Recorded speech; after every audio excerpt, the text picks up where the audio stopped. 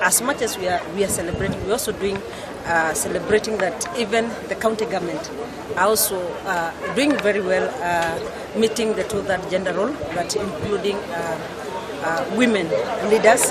It's not that in pastoralist background, but women leaders to advance agendas of women.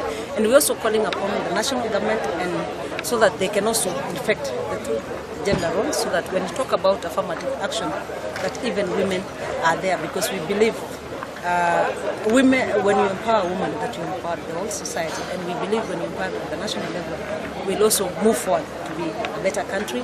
Achieving that women can speak openly about harmful cultural practices, about that I've not undergone FGM, about that I've achieved different dreams in terms of education, in terms of deep political leadership. So those are the achievements we are celebrating today.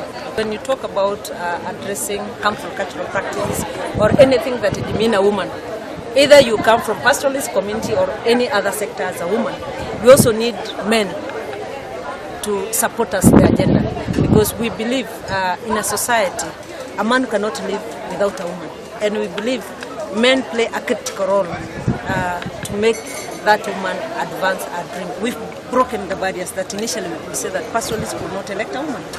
But we're now seeing the different scenario, and we hope that even in 2022, the narrative will have changed.